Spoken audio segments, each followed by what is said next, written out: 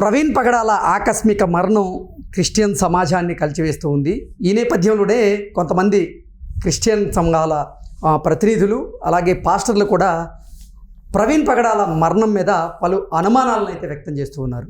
అయితే ప్రవీణ్ పగడాల మరణాన్ని వెనక ఉన్నటువంటి ఆ అనుమానాలు ఏవైతే ఉన్నాయో వాటిని నివృత్తి చేసుకోవాలంటే మాత్రం ప్రవీణ్ పగడాల కుటుంబ సభ్యులను విచారణ చేయాల్సినటువంటి అవసరం ఎంతైనా ఉంది అనేటువంటి వాదన ఇప్పుడు కొత్తగా తెర మీదకి వచ్చినటువంటి నేపథ్యంలో ఈ అంశం మీద మనం విశ్లేషణ చేసుకుందాం. ప్రస్తుతం మనతో పాటు ఉన్నారు ప్రముఖ రాజకీయ విశ్లేషకులు, ప్రముఖ సీనియర్ జర్నలిస్ట్ సిఎస్ రావు గారు. సార్తో మాట్లాడదాం. సార్ నమస్తే. సార్ పాస్టర్ ప్రవీణ్ పగడాల గారి మరణం వెనక ఎన్నో అనుమానాలు ఉన్నాయి అంటూ క్రిస్టియన్ సంఘాలు అయితే ధ్వజమెత్తుతూ ఉన్నాయి. ఈ నేపథ్యంలోనే ఆ అనుమానాలన్నీ నివృత్తి అవ్వాలంటే మాత్రం పాస్టర్ ప్రవీణ్ పగడాల గారి కుటుంబ సభ్యులను విచారణ చేయాలి అనేటువంటి వాదన ఇప్పుడు తెర మీదకి వచ్చింది. ప్రధానంగా ప్రవీణ్ పగడాల గారి భార్య అయినటువంటి జెసికా గారిని విచారణ చేయాలి, అప్పుడే ఆ అనుమానాలన్నీ కూడా నివృత్తి అవుతాయి అనేటువంటి వార్తలు కూడా వస్తున్నాయి. వీటిని ఎలా చూడాలి? ఇప్పుడు ప్రాథమికంగా ఈ కేసు విచారణకు సంబంధించి 5 పోలీసు బృందాలను ఏర్పాటు చేశారు. ఈ 5 పోలీసు బృందాల్లో ఒకటి హైదరాబాద్ నుంచి ఆ సంఘటన జరిగినటువంటి రాజమండ్రి ప్రాంతం, కొత్త వలస ఏదో ఉంది, సంథింగ్ కొత్తపురం, హైదరాబాద్ నుంచి సంఘటన జరిగిన ప్రాంతం రాజమండ్రి సమీపంలో ఏదైతే ఉందో అక్కడ వరకు ఈయన ప్రయాణించినటువంటి దాన్ని ఒక బృందం దాని మీద అధ్యయనం చేస్తుంది, దర్యాప్తు చేస్తుంది. అంటే ఇక్కడ ఎన్ని గంటలకు బయలుదేరారు, అక్కడికి ఎన్ని గంటలకు రీచ్ అయ్యారు, ఎక్కడెక్కడ ఆగారు, ఈయన బయలుదేరినప్పుడు ఈయనతోటి ఎవరైనా వచ్చారా, ఆయన ఎవరైనా ఫాలో అవుతున్నారా కాదా, ఆయన ఆగినప్పుడు ఎవరితోటైనా మాట్లాడారా, ఎక్కడైనా మాట్లాడారా, ఇవన్నీ కూడా చేస్తున్నారు. దాంతో పాటు హైదరాబాద్ నుంచి సంఘటనా స్థలం వరకు ఉన్నటువంటి ఫుటేజ్ అంతా, సీసీ కెమెరా ఫుటేజ్ అంతా సేకరిస్తున్నారు అధ్యయనం చేయడానికి ఒక బృందం. ఇక రెండో బృందం ఏంటి, సంఘటనా స్థలంలో ఉండేటువంటి క్లూస్ టీము, తర్వాత అక్కడ ఉండేటువంటి ఫోరెన్సిక్ సంబంధించిన కోఆర్డినేట్ చేసుకోవడం, ఇవన్నీ చేస్తున్నారు. ఇక మూడోది అయితే ఇంకా ఆయన ఎవరెవరు ఫోన్లు ఎవరెవరితో మాట్లాడారు ఏంటి, ఇవన్నీ చేస్తున్నారు. ఇట్లా మొత్తం మీద 5 బృందాలకు 5 రకాల పనులు అప్పచెప్పారు పోలీసులు. అక్కడ ఉన్నటువంటి ఎస్పీ నరసింహ కిషోర్ గారు ఛాలెంజింగ్గా తీసుకున్నారు. డీజీపీ హరీష్ కుమార్ గుప్తా గారు కూడా దాని మీద సీరియస్గా మీరు వీళ్ళని తొందరగా దర్యాప్తును పూర్తి చేయండి అని చెప్పారు. యుద్ధ ప్రాతిపదికన వాళ్ళు దర్యాప్తు చేస్తూ ఉన్నారు. ప్లస్ ప్రభుత్వం కూడా చాలా క్లియర్గా చెప్పింది, సున్నితమైనటువంటి విషయం ఇది, మీరు నిష్పక్షపాతంగా విచారణ చేయండి, అసలు ఏం జరిగింది అనేది తెలియచేయండి అని చెప్పి ముఖ్యమంత్రి చంద్రబాబు నాయుడు గారు చెప్పారు, హోమ్ మినిస్టర్ అనిత గారు చెప్పారు, మంత్రి లోకేష్ గారు చెప్పారు. సో దీంట్లో క్లియర్గా 5 బృందాలు పనిచేస్తూ ఉన్నాయి. ప్లస్ ఓపెన్గా ఒక నెంబర్ కూడా ఇచ్చారు, దీని మీద ఏదన్నా మీకు సమాచారం అనుకుంటే మీరు పలానా నెంబర్కి మీరు ఫోన్ చేయండి అని చెప్పి ఒక ఫోన్ నెంబర్ కూడా ఇప్పుడు నిన్న ప్రెస్ మీట్లోనే అనౌన్స్ చేశారు. ఆ డిఎస్పీ ఫోన్ నెంబర్ మొదటి రోజు నుంచి మొబైల్ నెంబర్ ఇచ్చారు. ఆ మొబైల్ నెంబర్కి మీరు షేర్ చేయొచ్చు, లేదంటే మీరు ఫోన్ చేసి చెప్పొచ్చు అని చెప్పారు. సో ఇంత ట్రాన్స్పరెంట్గా విచారణ జరుగుతుంది. ఇంత పారదర్శకంగా విచారణ జరుగుతున్నటువంటి సమయంలో కుటుంబ సభ్యులు ఇస్తున్నటువంటి ఇన్ఫర్మేషన్ ఏంటి పోలీసులకి?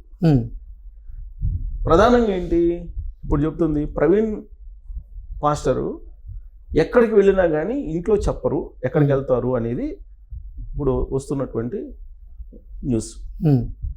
జనరల్గా ఇంట్లో నుంచి బయటదేటప్పుడు ఇంట్లో వాళ్ళకి చెప్తారు, జనరల్గా చెప్తారు. మరి ఆయన పాస్టర్ ప్రవీణ్ మరి ఆయనకి ఏమన్నా ప్రమాదం ఉందని చెప్పి ఇంట్లో కూడా చెప్పుకొని వెళ్ళిపోతారేమో తెలియదు మనకి. అది పోలీసులు తెలుసుకోవాలి.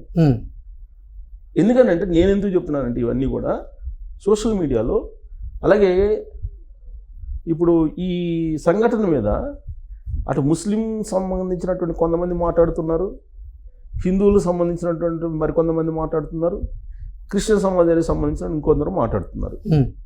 సో వీళ్ళు మాట్లాడుతున్నటువంటి మాటలను మనం తీసుకుంటే దాంట్లో నుంచి పోలీసులు కూడా కొన్ని యాంగిల్స్ని తీసుకుంటున్నారు వాళ్ళు. మీరు అబ్జర్వ్ చేస్తే కనుక గత 2-3 రోజుల నుంచి సోషల్ మీడియాలో కానీ మీడియాలో కానీ ఎలాంటి న్యూస్ ఇస్తున్నారు, ఎవరెవరిని ఇంటర్వ్యూ చేస్తున్నారు, వాళ్ళు ఏం చెప్తున్నారు అనే దాన్ని వీళ్ళు గ్యాదర్ చేస్తున్నారు పోలీసులు. అవును, అంటే ఇన్వెస్టిగేషన్లో అదొక భాగం.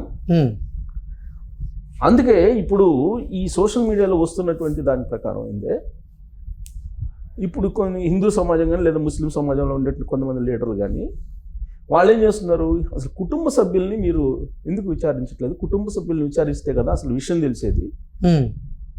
కుటుంబ సభ్యుల్ని మీరు వాళ్ళు విచారించినప్పుడు చెప్పకుండా అంటే ఎక్కడో పలానా చోటుకి వెళ్తామని చెప్పి చెప్పరు ఎప్పుడు కూడా. అలానే ఈసారి కూడా జరిగిందని చెప్పి అంటున్నారు. పైగా జెస్సికా బహుశా ఆమెను తప్పు పట్టడం కాదు కానీ ఒక భర్తను కోల్పోయినప్పుడు భార్యకు బాధ అందరికీ తెలుసు, అవగాహన చేసుకోగలం. బట్ ఆమె మరి విశాల హృదయంతో లేదంటే దైవాన్ని నమ్ముకున్నటువంటి మహిళగా, క్రీస్తుని నమ్ముకున్నటువంటి మహిళగా అలా చెప్పారో ఏమో తెలియదు మనకి. జనరల్గా అనుమానాస్పద స్థితిలో మరణించినప్పుడు దోషుల్ని శిక్షించాలి అని ఎవరైనా అనుకుంటారు. బట్ ఆమె కంప్లీట్గా దైవ మార్గంలో ఉన్నట్టున్నారు. ఆవిడేమన్నారు, కక్ష సాధింపు అనేది ఉండదు, ప్రవీణ్ని ఎవరైనా చంపి ఉన్నా కానీ మేము క్షమించేస్తున్నాం అన్నారు. పవిత్ర గ్రంథమైనటువంటి బైబిల్ శాంతిని బోధిస్తుంది, మేము క్షమిస్తున్నాము అని అన్నారు. ఈ మాటల్ని కొంతమంది ఎందుకు ఇప్పుడు జనరల్గా ఏంటంటే క్షమిస్తున్నామని చెప్పి వెంటనే అనరు. జనరల్గా క్షమించేస్తున్నాం అని చెప్పి మరి దైవ మార్గంలో ఉన్నారు కాబట్టి ఆవిడ అన్నారు అని ఉండొచ్చు కూడా, మనం పూర్తిగా మనకు కాదన్నాం. క్షమించేస్తున్నాం అని చెప్పి అదే రోజు ఆవిడ అన్నారంటే బహుశా ఆమె పెద్ద మనసు అని అనుకోవచ్చు మనం. బట్ కొంతమంది ఏమంటున్నారు, అసలు ఇన్వెస్టిగేషన్ అవసరం లేదని చెప్పి ఎందుకు అంటున్నారు? ఈవెన్ జగన్మోహన్ రెడ్డి గారి మేనత్త విమలారెడ్డి గారు కూడా అదే అన్నారు, ఇదంతా దేవుడి ప్రణాళిక అన్నారు ఆవిడ. ఈడే ఉన్నారు జెస్సికా తన ప్రవీణ్ సతీమణి క్షమించేశాము, ఒకవేళ ఎవరైనా ఏదైనా చేస్తుంటే కూడా క్షమించేశాము అని చెప్పి అంటున్నారు. సరిగ్గా ఈ పాయింట్ దగ్గరే వాళ్ళు ఎందుకు దాన్ని లైట్గా తీసుకుంటున్నారు అనేటువంటి అనుమానం మిగతా వర్గాల్లో వస్తుంది. అందుకే అసలు పిలిచి మాట్లాడచ్చు కదా, ఎన్ని గంటలకు బయలుదేరారు, మరి అసలు మోటార్ బైక్ ఎందుకు వేసుకెళ్ళారు, కారు ఉంది కదా, ఎప్పుడు జర్నీ మోటార్ బైక్ మీద చేస్తారా, లేదంటే ఈసారి మాత్రమే మోటార్ బైక్ మీద వెళ్ళారా, అసలు అక్కడ ఎవరు ఫ్రెండ్ని కలవాలనుకున్నారు, ఆయన కలవాలనుకున్న ఫ్రెండ్ ఎవరు, ఆయనకి ఈయనకి రిలేషన్ ఏంటి, ఇవన్నీ కుటుంబ సభ్యులను విచారిస్తే తెలుస్తుంది. పైగా ఆవిడ జెస్సికా బాగా చదువుకున్నటువంటి ఆవిడ, ప్లస్ ఆవిడ గురించి మొత్తం ఈ వ్యాపార సామ్రాజ్యాన్ని ఏర్పాటు చేయడానికి ఆవిడే వెన్నుముక అని చెప్పి అంటున్నారు. ఆవిడ గురించి తెలిసినటువంటి వాళ్ళు, ప్లస్ వ్యాపారాల్లో కూడా కొన్ని డిస్ప్యూట్స్ ఉన్నాయనేటువంటి అనుమానాలు కూడా ఉన్నాయి కదా. మరి ఆ కోణం నుంచి సమాచారం రాబట్టాలంటే జెస్సికాని విచారించాలి కదా పోలీసులు అనేటువంటిది కొంతమంది చెప్తున్నారు. సో నిజాలు బయట రావాలంటే ప్రాథమికంగా అక్కడి నుంచే రావాలి వీటన్నిటికీ. ఇప్పుడు డౌట్స్ అనేటప్పటికీ ఎక్కడి నుంచి వస్తుంది? ఇప్పుడు ఇంత పెద్ద సామ్రాజ్యం, వ్యాపార సామ్రాజ్యం ఉంది, ప్రపంచ ప్రసంగికుడిన, మరి ఈయన కారు ఉంటాయి కదా, కార్లు ఉన్నప్పుడు మరి కార్లు లేకుండా మోటార్ బైక్ మీద ఎందుకు వెళ్ళారు? హాబీ అయి ఉండొచ్చు ఆయనకి. మరి అదైనా వాళ్ళు చెప్పాలిగా, ఇన్వెస్టిగేషన్లో అయితే చెప్పాలి కదా, లేదంటే అప్పుడు డౌట్గా మిగిలిపోతుంది కదా. ఇలాంటి డౌట్స్ నివృత్తి చేసుకోవాలంటే ఫస్ట్ క్షమించేసే అని చెప్పేసి అన్నారు కదా, ఎందుకు అన్నారు ఆ మాట? సహజం భర్తను కోల్పోయినప్పుడు న్యాయం చేయాలి అని చెప్పంటారు. అఫ్కోర్స్ దేవుడు న్యాయం చేస్తాడు అల్టిమేట్గా ఎవరికైనా సరే, కానీ దేవుడి రూపంలో ఎవరో ఒకరు రావాలిగా ఇన్వెస్టిగేషన్ చేయడానికి, దీన్ని తేల్చడానికి. వాళ్ళే పోలీసులు అనుకోవాలిగా. మరి ఆ పోలీసులకి సహకరించి పోలీసులకి మరి సమాచారం అయితే ఇవ్వాలి కదా. మరి క్షమించేసి అని అంటే ఈ కేసు వద్దనే ఈ దేవుడు ప్రణాళిక అని చెప్పి విమలారెడ్డి గారు చెప్తున్నారు. మరి ఏంటి అసలు ఏం జరుగుతుంది అనేది దీని మీద క్లారిటీ రావాలి అని చెప్పి కొంతమంది పోలీసుల్ని కొంత అడుగుతున్నారు, మీరు ఈ కోణం నుంచి మీరు ఆలోచించాలి కదా అని. సో ఇలా రకరకాల డౌట్స్ వస్తున్నాయి. అందుకే కుటుంబ సభ్యుల మీద కొంచెం కాన్సన్ట్రేషన్ చేసి వాళ్ళ దగ్గర నుంచి కొంత ఇన్ఫర్మేషన్ తీసుకుంటే కనుక ఈ దర్యాప్తు మరింత వేగవంతం అవుతుంది అనేటువంటి యాంగిల్లో బహుశా నేను అనుకోవటం వాళ్ళు అంటున్నారు. ఎందుకంటే సున్నితమైన అంశం కాబట్టి ఇది హిందూ సమాజం మీద లేదా ముస్లిం సమాజంలోని కొంతమంది నేతల మీద పడుతుంది ఇది.